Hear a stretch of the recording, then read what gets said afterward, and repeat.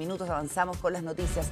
Ya nos acompaña en el mesón acá en CNN Chile Radio Giselle Guerra para la revisión de las noticias internacionales. ¿Cómo estás, Giselle? Buenos días. ¿Cómo estás, Carola? Muy buenos días. Vamos a comenzar esta revisión internacional con una de las últimas medidas adoptadas por Israel en estas últimas horas, y es la de llamar a 60.000 reservistas como parte de este plan para capturar la ciudad de Gaza, y con esto se entiende que el plan se mantiene en marcha pese a los esfuerzos que hemos visto en estas últimas jornadas y con Hamás, de que el día de ayer aseguraba haber dado luz verde a esta propuesta para poder conseguir un cese a las hostilidades con Israel. Bueno, lo que ha ocurrido en estas últimas horas es que el plan ha sido aprobado, de hecho ha sido confirmado por el ministro de Defensa Israel Katz, con el objetivo de capturar la ciudad de Gaza, ¿no? La urbe donde hay actualmente 1 millón de personas y que serían forzadas en su desplazamiento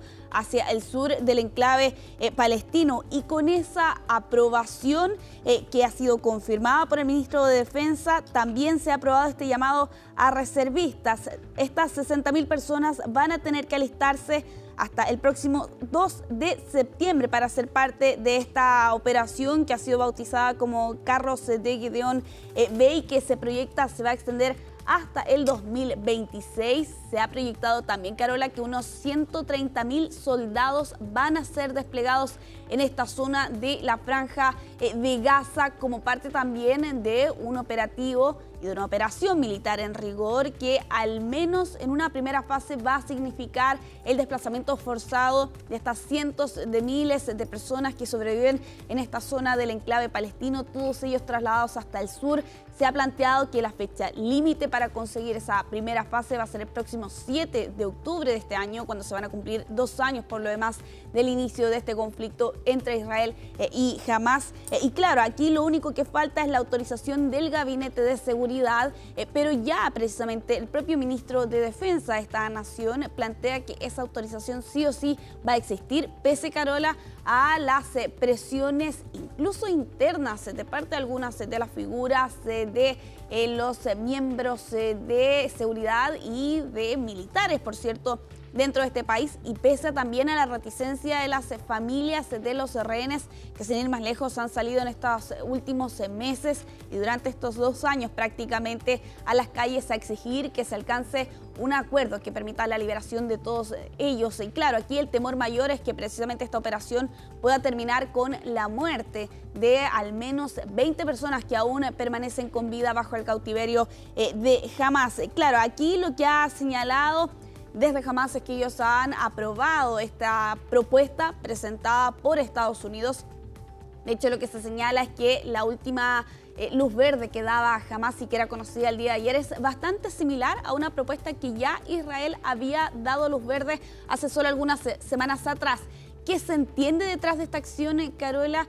Que aquí muy probablemente se va a enfriar nuevamente los esfuerzos para poder conseguir una tregua, y con ello se diluyen las esperanzas de poder conseguir efectivamente un cese a las hostilidades, ahora con Israel, que ha llamado a estos 60.000 reservistas para ser parte de esta operación militar y capturar la ciudad de Gaza. Y se supone que desde el gobierno de Israel han dicho que además de la preparación de estos reservistas se han preparado los operativos humanitarios para la evacuación de la población de esa localidad, ¿cierto? Sí. El punto es cuán preparados, cuán efectivos van a ser esos operativos y hacia dónde se va a realizar la evacuación, porque hemos visto el desplazamiento y la enorme crisis humanitaria que se ha producido por lo que ya ha ocurrido hasta ahora. Claro, y estamos hablando de un territorio que ya antes del conflicto estaba densamente poblado, más de 2 millones de personas en 360 kilómetros cuadrados aproximadamente, sin la posibilidad incluso de poder salir. Esa es la imagen en vivo a esta hora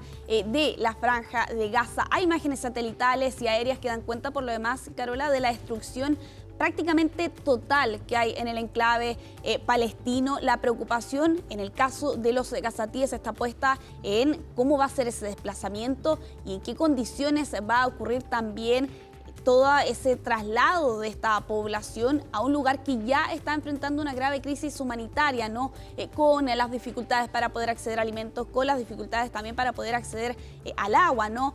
Y claro, con 1 millón de personas aproximadamente que vive en esa zona que va a ser eventualmente desplazada con una fecha límite que está prácticamente a la vuelta de la esquina, ¿no? El próximo 7 de octubre. Mientras tanto, los 70.000 soldados israelíes formales que ya están, digamos, desplegados y han estado combatiendo, han estado, digamos, en el bombardeo de Gaza, se les ha pedido una extensión de entre 30 y 40 días más de sus servicios, además de la incorporación de estos 60 reservistas. Y Israel todavía no responde formalmente, según se ha informado, a la postura de Hamás de aceptar la propuesta de tregua que han llevado adelante negociadores cataríes y egipcios. Sí, exactamente, y se ha planteado que incluso eso podría demorarse hasta el próximo día viernes. Lo cierto es que desde Israel no han respondido a una información que ya se conocía desde el día de ayer y por eso allí los temores de que se pueda diluir esa esperanza de poder conseguir una tregua y más ahora que se ha informado esta llamado a los 60.000 reservistas. El 75% asegura Israel ya ha sido capturado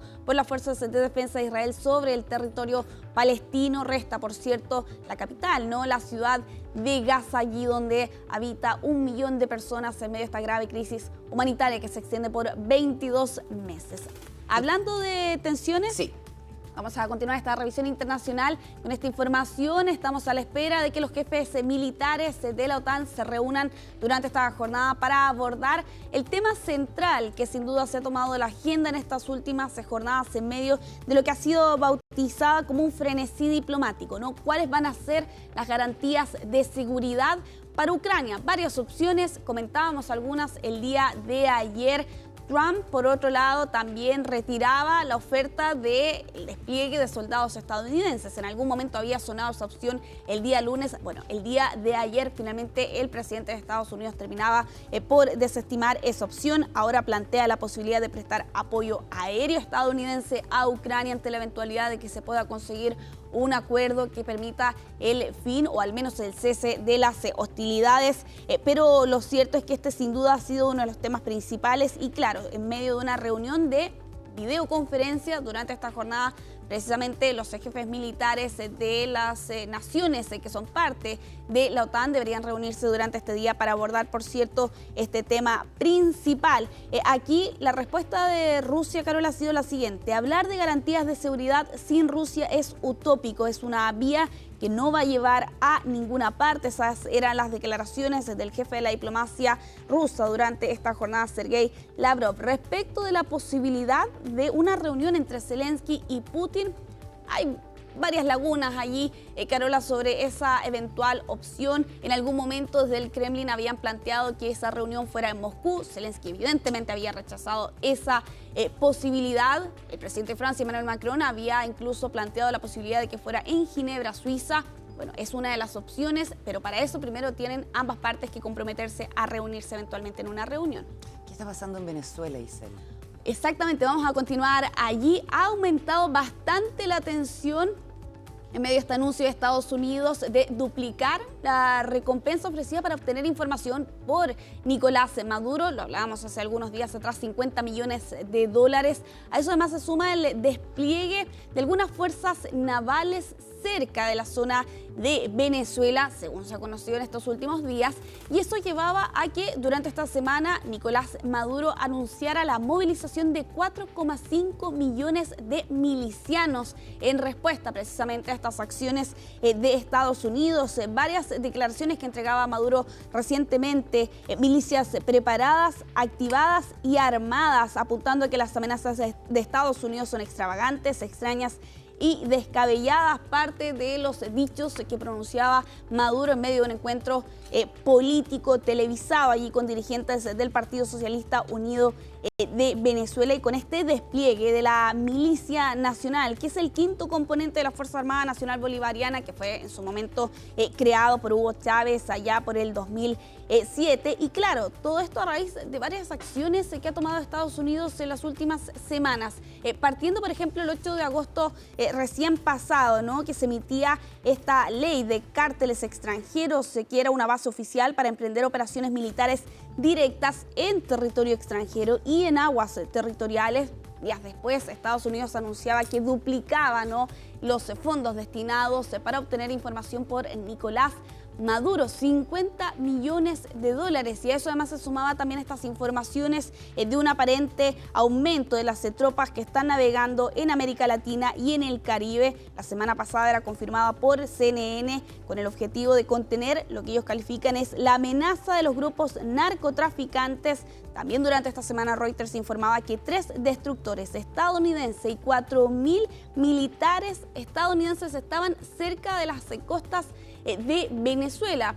Sin embargo, algunos funcionarios de la administración de Trump han desestimado esta información más reciente, pero de todas formas eso llevaba a que Nicolás Maduro tomara esta acción, la de movilizar a 4,5 millones de milicianos a raíz de las acciones que ha tomado Estados Unidos. Muy bien, ¿qué más? Vamos a ir cerrando esta revisión internacional precisamente en el país norteamericano con estas imágenes de esta gigantesca explosión que se reportaba el día de ayer por la mañana en un pueblo costero en Carolina del Norte, donde un conductor se estrelló contra una tubería de gas de una clínica veterinaria y eso originaba esta gigantesca explosión que dejó 4 bomberos heridos. El responsable huyó, pero posteriormente fue arrestado. Está acusado de conducir bajo los efectos del alcohol. Ha sido detenido y ahora va a tener que enfrentar a la justicia. Todo esto bajo una fianza de $100.000 que se le ha impuesto a esta persona cuya identidad no se han revelado mayores antecedentes, pero que dejaba de todas formas esta imagen el día de ayer por la mañana, esta gigantesca explosión. Esta clínica veterinaria estaba en reconstrucción, afortunadamente no resultaron víctimas fatales. Solo estos 4 bomberos que resultaron heridos producto de este hecho, y ahí con esas imágenes que dan cuenta también de la potencia que dejaba esta gigantesca explosión el día de ayer. Y claro, ahí los esfuerzos de bomberos por lo demás para poder reducir la posibilidad de que se gatillara un incendio mayor tras esta fuga de gas, tras este choque a esta tubería. Muy bien, Isel, seguimos en contacto durante la mañana. Nos vemos, que estés bien. 9 de la mañana con 7 minutos, nos vamos a la pausa. A la vuelta conversamos con el candidato a diputado por Valparaíso, Jorge Char.